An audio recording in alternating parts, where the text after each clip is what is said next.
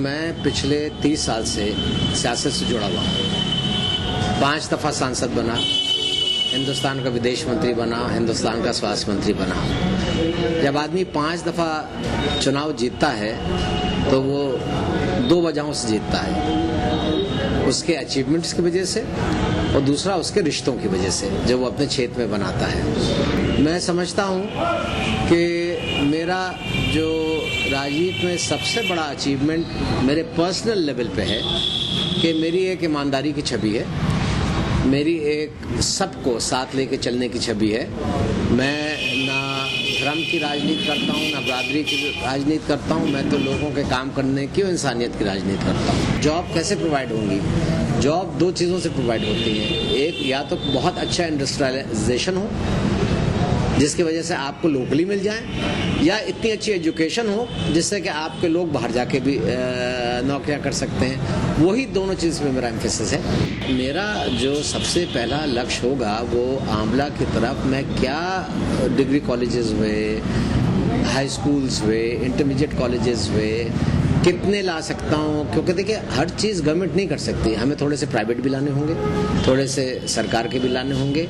एक मिक्स होता है जिससे हम आगे बढ़ेंगे। तो वो मेरा एम्फेसिस होगा उस पर। जो बिजली का मसला है ये एक बहुत बड़ा मसला है जो पूरे उत्तर प्रदेश में इस वक्त एक इशू बना हुआ है। जहाँ तक आंवला का सवाल है, आंवला के पास एक बहुत अच्छा रास्ता है आंवला की फैक्ट्री के जरिए से। उसमें शुरू में एक प्लान बना था कि इसमें एक पावर जनरेशन यूनिट भी लग जाए, वो किसी वजह से नहीं लगा। अगर वो लग जाता है तो आपकी लोकल समस्या बहुत हद तक हल हो जाएगी। तो मेरा उस पर जोर होगा। वुमेन एम्पावरमेंट जो है वो यहाँ आंवला क्षेत्र में सबसे ज़्यादा लैकिंग है। और मैं तो समझता हूँ सबसे पहली चीज़ तो आपको यहाँ पे कुछ महिला बैंक्स इस्टेब्लिश करने पड़ेंगे जहाँ से औरतों को कुछ अच्छी फैसिलिटीज़ और लोन्स की दी जाएं। और औरत, अब जैसे कि आप फ़र्ज़ कीजिए कि आपने एक छोटी सी यूनिट लगा दी 20 मशीनों की सिलाई की, उसमें एक औरत 20 औरतों को ट्रेन कर देती है। इस तरह की आपकी अगर 10-12 यूनिट्स हो गई तो ये चेन बनती चली जाती है।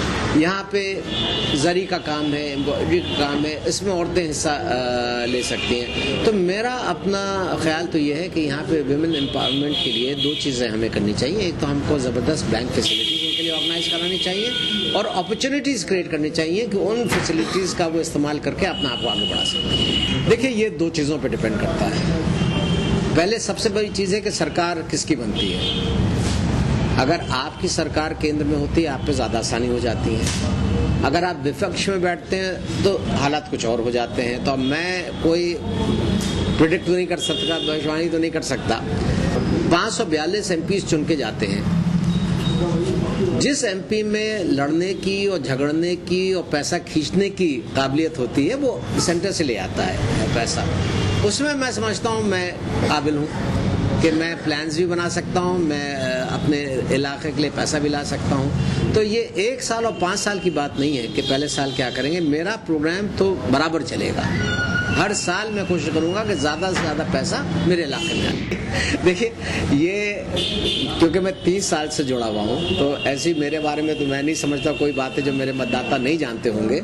मगर अगर मुझे कोई मैसेज देना होगा तो मैं समझता हूँ मैं अपने आप में जो सबसे बड़ी क्वालिटी मैं अपनी समझता हूँ कि मैं हमेशा बहुत अदब के साथ इंसानियत की सियासत करता हूँ और सबसे प्यार करता हूँ। मेरे पास कोई फ़र्क किसी बरादरी या किसी मज़हब के लोगों में नहीं है। मैं सबकी इज्जत करता हूँ और जब मैं हूँगा इलाके में तो मैं इलाके में हमेशा भाईचारे की और मोहब्बत की सियासत करता हूँ।